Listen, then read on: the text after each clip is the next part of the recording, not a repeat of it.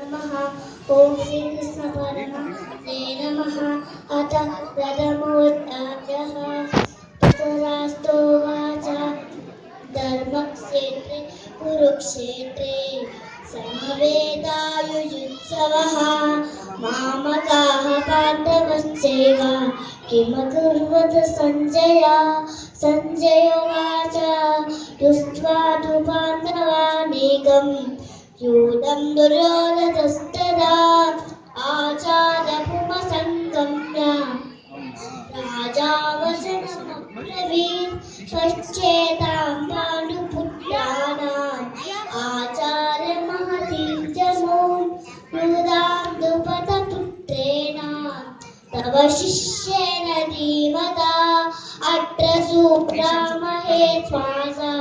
भीमार्जुनसमायुधि युयुधानो विराटस्य द्रुपदस्य महारथः दुष्टके दुसेकितानः काशीराजस्य वीर्यवान् पुरुजित् कुन्तिपूजस्य शैब्यस्नरपुङ्गवः युधामन्युस्य विक्रान्त उत्तमौजास वीर्यवान् सौभद्रो द्रौपदेयाश्च सर्व एव महारथः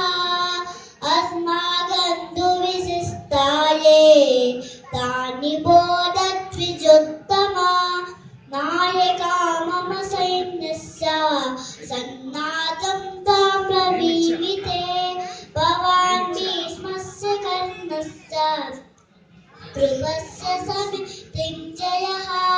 हस्वत्थामा विकर्णस्य सौमदत्तिं तथैव च अन्ये च बहवः शूरा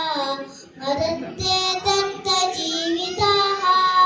नानाशस्त्रप्रहरणाः सर्वे युद्धविशारदाः अपर्याप्तं ततस्माकम् बलं भीष्माभिरक्षितं पर्याप्तं विलमे तेषां बलं भीमाभिरक्षितम् अयनेषु च सर्वेषु यथा भागमवस्थिताः भीष्ममेवाभिरक्षन्तु भवन्तः सर्व एव हि तस्य सञ्जनयन् हस्तम् कुरु वृद्धवितामहः सिंहनादं विरज्योतैः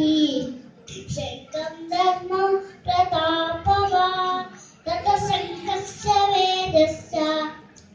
पनवानकरो मुखाः सहसैवाभ्यहन्यन्त सप्तस्तु मिलोऽभवत् ततः श्वेतैः रुक्ते महति सन्दने स्थितौ माधवः पाण्डवश्चैव दिव्यौ शङ्खौ प्रदद्मतुः पाञ्चजन्यं ऋषिकेशो दत्तं धनञ्जयः पुण्ड्रं दद्मौ महाशङ्खम् विदेवकर्मवृकोत्तमः अनन्तविजयं राजा कुन्तिपुत्रो युधिष्ठिरः नकुलः सहदेवस्य शुभो शमनिपुष्पकौ अस्य परमेश्वासः शिखण्डीरमहारथः तद्युम्नो विराटस्य सात्विकिश्च पराजितः द्रुपदो द्रौपदेयाश्च सर्वसः पृथ्वीपते सौभद्रस्य महाबाहु शङ्खं दद्मौ प्लुदप्लुद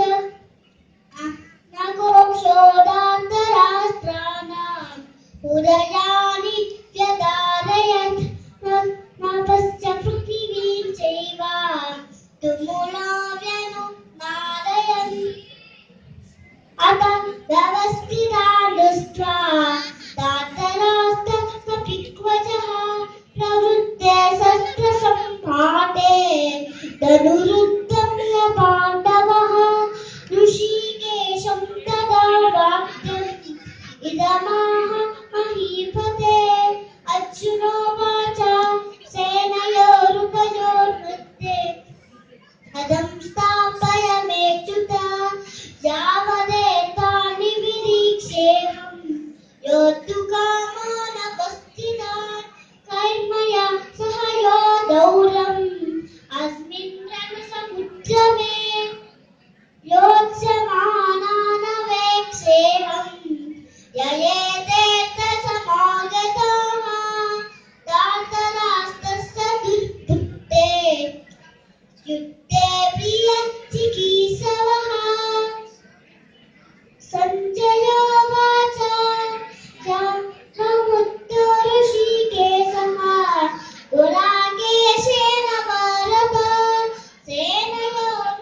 सेनयोरुभयोर्मध्ये स्थापयित्वा ललोत्तमम् भीष्मद्रोणप्रमुखतः सर्वेषां च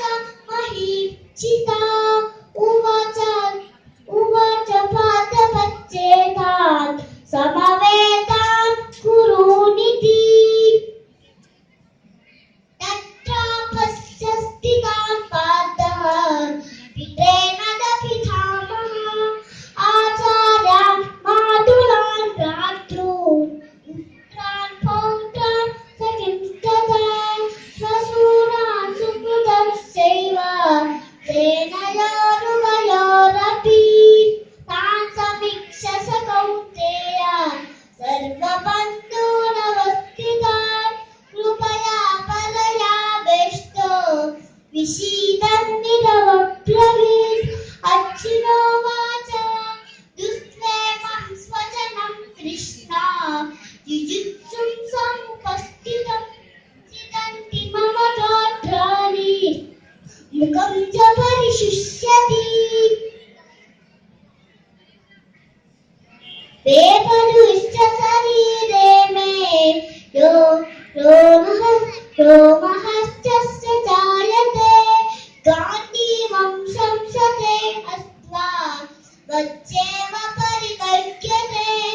च शक्नोम्यवस्थाहम् भ्रमतीव च मे मनः निमित्तानि च पश्यामि विपरीतानि केशव न च श्रेयोनुपश्यामि हत्वा स्वजनमाहवे थैंक यू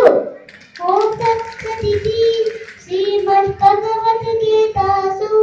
उपनिषत्सु ब्रह्मविद्यायां